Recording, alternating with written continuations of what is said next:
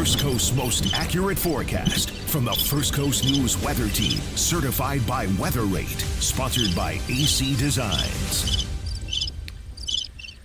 Well, after a couple of days, or really a long stretch of dry weather, Lee, things have now changed out there. The rain is coming down in full force at Jax Beach. What a glorious sight that is. And you also said there's some rain and storms coming through Fernandina Beach as well, but not at your house. No, or my parents' house there in Fernandina. I don't think, let me see. I was talking about my house over in the Mayport area, Atlantic Beach. Let's see.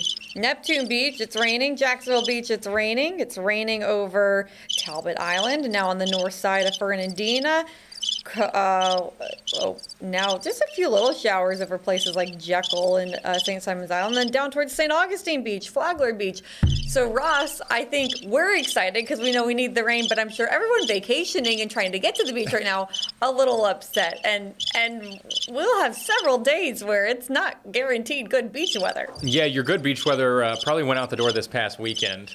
Or even now this afternoon, because, yeah, the next several days, especially tomorrow afternoon and evening, Friday, and then the whole weekend, not only some rain, some thunderstorms, and we could see some widespread activity as well. So if you have any outdoor plans, especially for moms on Sunday, I might want to try and rethink that. But here is kind of the system that is brewing a lot of the moisture activity that we're seeing here this afternoon and will continue to see over the next several days. So we had kind of a storm complex weekend just before reaching the First Coast earlier today.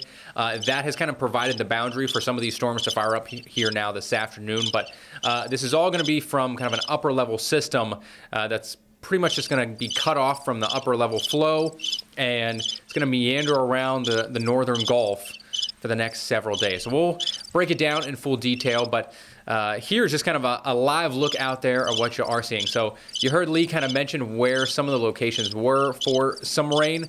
Most of this is pretty much from 95 eastward. So that's the lightning there. Yeah, we'll take it up to kind of your stomping grounds there, Lee, from pretty much Jacksonville Beach or even Ponte Vedra north up through Mayport and Fernandina. Right along Hexter Drive, all the way to Fernandina. Beautiful drive, but not nice out there right now with all that lightning and heavy rain. No. And our chief-elect, maybe I should call him, Lewis Turner, he was headed up to Fernandina Beach this evening to do some live shots. He just called me and said he's probably going to have to cut that due to some of the lightning in the area. Doesn't want people coming out and stuff. So that is unfortunate, but as you mentioned, Lee, we do desperately need the rain, even more so for St. Johns and Flagler counties, where their drought conditions are even worse than for those of us from Duval northward into, southeast Georgia. So St. Johns County, St. Augustine, seeing some pretty heavy rain, some stronger storms there. Similar story for areas to the south of Palm Coast, Marineland perhaps as well. Ooh, fancy. Yeah, I was just trying to throw something a little extra in here for us today. So this is just a vertical cross-section of what the thunderstorms and the updrafts kind of look like here. So you can see they go up to about 30,000 feet. That's typically, close to your cruising altitude for a lot of your commercial airliners.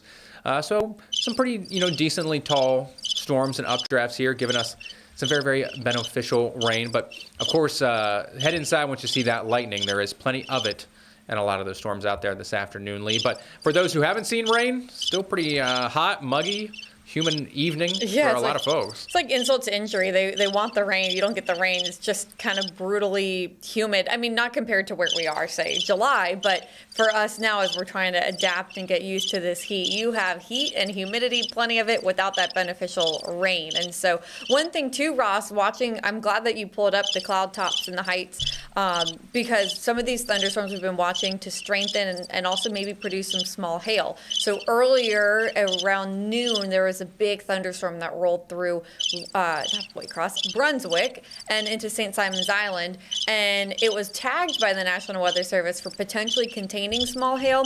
I did see a report of wind gusts of 40 miles an hour. So as you said, some of these storms are strong, the frequent lightning, the strong wind gusts, and even the possibility of producing small hail. So we need the rain, the beneficial rain, but we don't need all the severe stuff that comes with it. Exactly, yeah. We could do away with the severe part, any strong wind gusts or anything like that. But a lot of the rain chances, why they're so high, is the dew points have increased substantially. Now, wish I was in Palatka.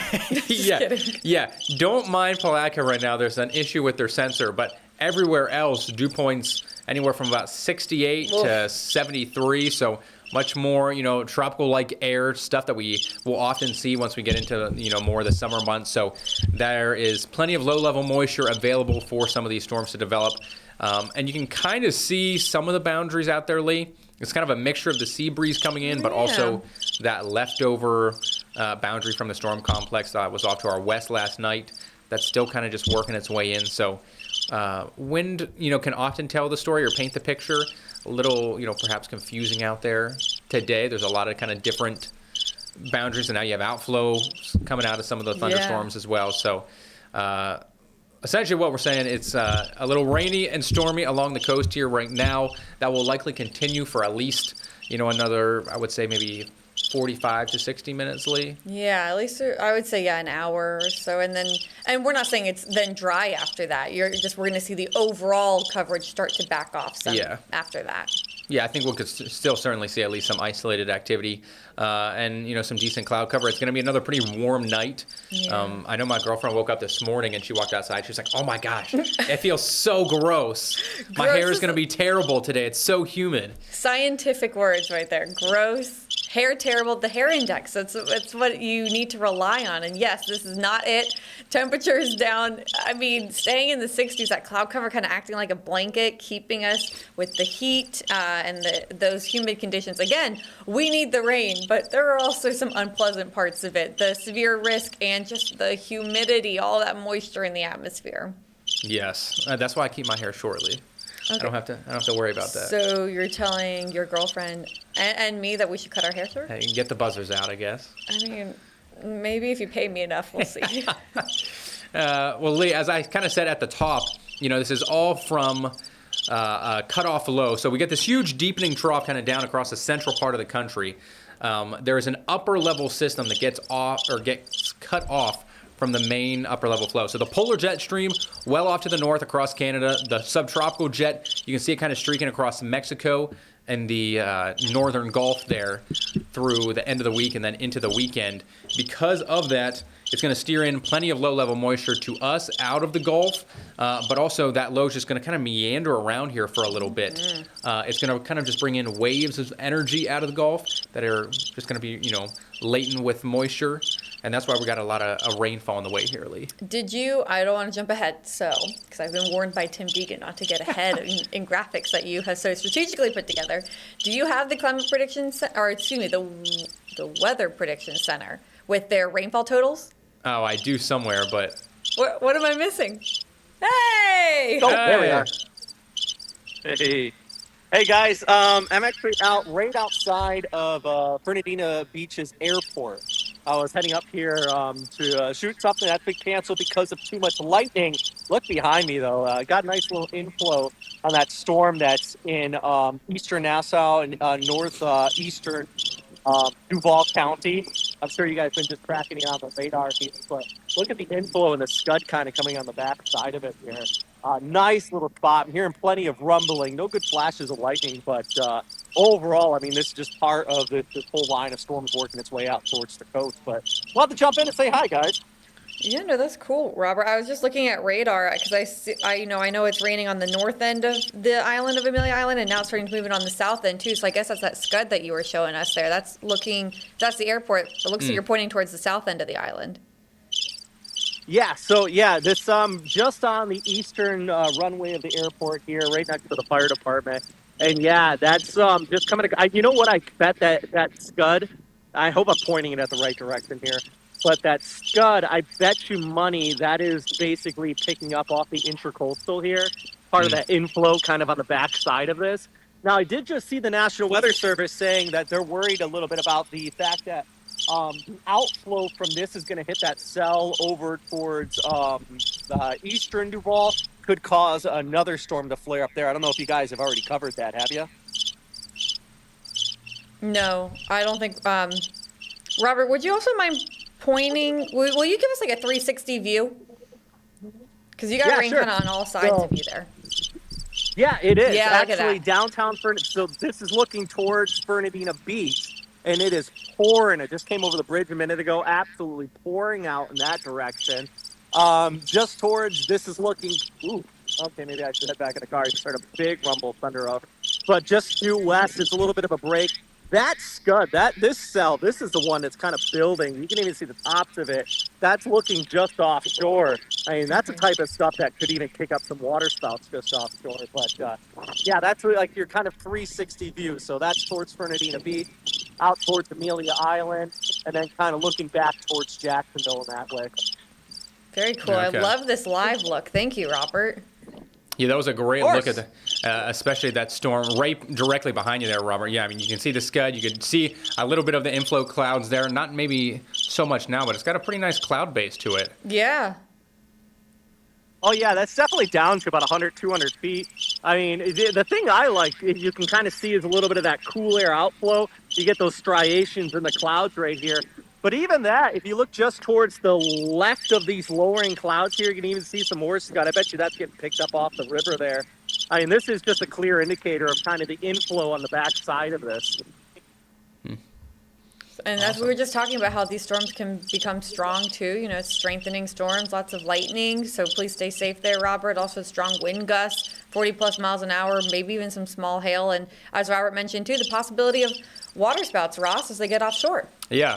So that's going to be something we continue to monitor. I'm going to, Andy, if Robert has anything, let's pop him back up here then. But or if Robert has anything, All just right, see you guys. let us know. We'll head back out to you. But for the time being, we'll bring it back in, kind of just get back into the forecasting. We'll kind of give you, updates as they come in for the rain and storms that are out there right now. But this is kind of what we're looking at for the rest of the week and the weekend. So similar to today, I think, tomorrow could be a replica of that. Scattered showers and thunderstorms, especially along the coastal areas. And then those chances really just ramp up into your Friday afternoon and evening. And then especially pretty much all day on Saturday and Sunday, Lee. We've got not only just, off and on showers, but perhaps some stronger thunderstorms as well by the late afternoon and early evening hours for both days here this coming weekend. And, really over the next 2 days to end the week as well. Yeah, so, now I'm trying to think, obviously, Mother's Day is Sunday. And we're recommending indoor activities. So, Ross, I'm trying to think, what can we tell people to do for Mother's Day that's indoors? Obviously, you can brunch inside. I'm thinking movies, bowling. What else do you have? I was going to say just like clean the house for her. Yes. Do the laundry, clean the house, do the dishes, cook her dinner. It will be perfect for breakfast in bed. Yes. Like all cozy in bed and all of that. Yeah, so all those things that mom typically does for you, I think you just give her the day off on Sunday. Let her, kick her feet up and relax inside, listen to the rain come down, a nice relaxing day, and you take care of everything that she would ever need. Including paying attention to the weather for her, just in case. Watching out for, since as you pulled up here, weather impact alerts.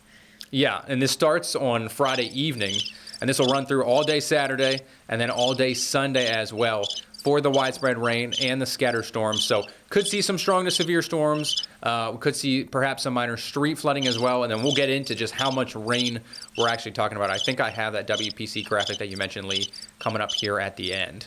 You're saving the good stuff for the end. I like it. I am, yeah.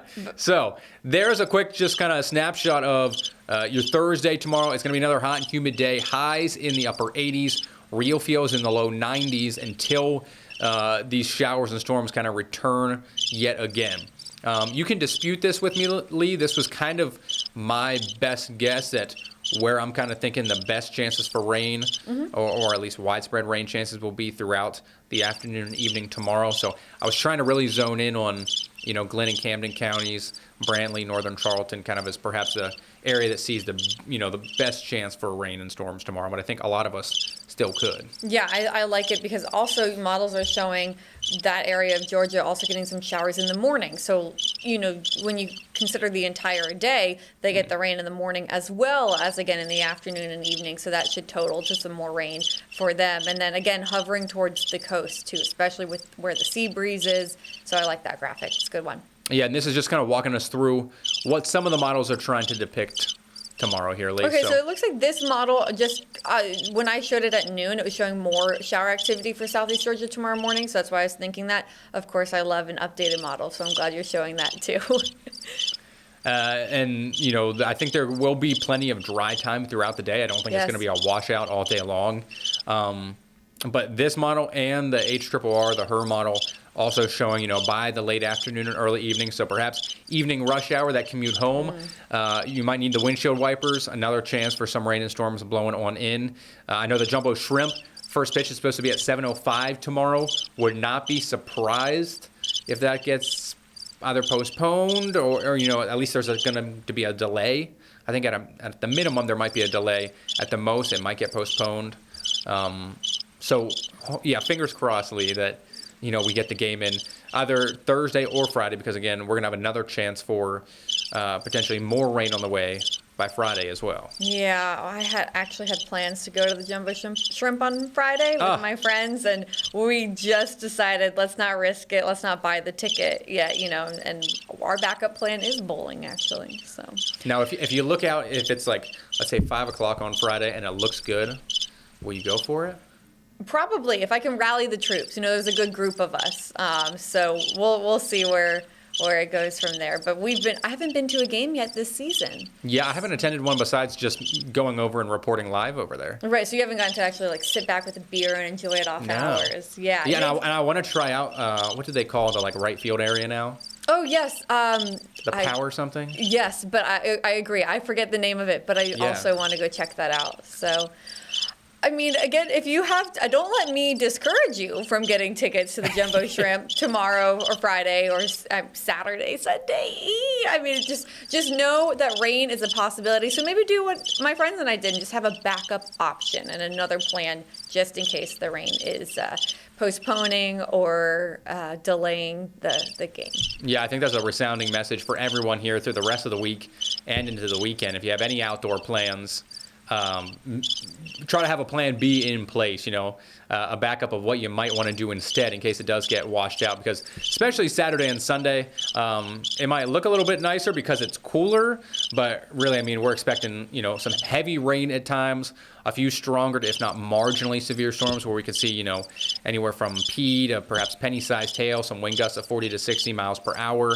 We're not expecting any, major tornado risk, but because we are so close to the coast, you get some of those just kind of tricky interactions with some of the outflow boundaries and the sea breeze that you can sometimes get either a water spout or a land spout or perhaps an isolated tornado. So, and I think, Lee, you would probably agree. We're not expecting that, but it still could be a bit of a possibility. And even with when it becomes just a severe thunderstorm warning with hail or strong wind gusts, frequent lightning, no matter what, you don't want to be outside. You want to be sheltered from that. So that's also why we ask you to just download the app of ours, because it will send you an alert if you're in a warning area, whether that's a tornado or a severe thunderstorm warning. But yes, Ross, as you said, mainly just watching out for widespread rain, some storms that could be stronger, maybe a few that go severe, the tornado risk very low, but just where we are in our setup, it's never zero. So we'll watch that closely. And a lot of rain going to be totaling up here. This is what I was talking about. Take it away.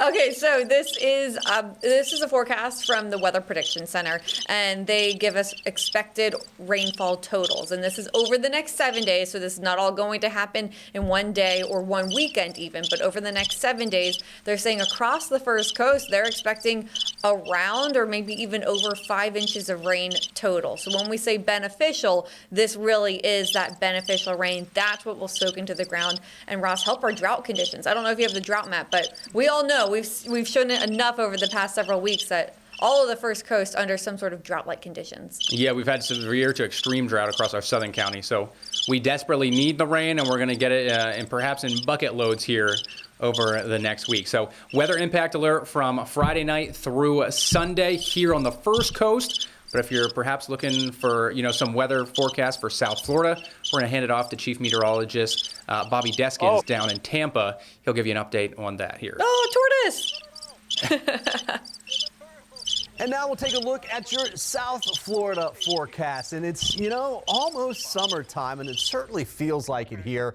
We've got southeast winds over South Florida. They're a little bit more southerly, and then they turn kind of southwest when you get just north of Tampa. All of that is a warm and muggy wind for these areas. Water temperatures, low 80s off the southeast coast, just about 80 off of the Tampa coast right now. And you can see from these clouds that are popping up here that we're starting to see a little bit of chance for those afternoon showers and storms. And in fact, watch right up here in eastern Citrus County, we do have a couple of those showers. So what's going to happen is that these will push across the state from west to east today. And we've seen some really good thunderstorms the last couple of days, especially on the East Coast with wind and hail.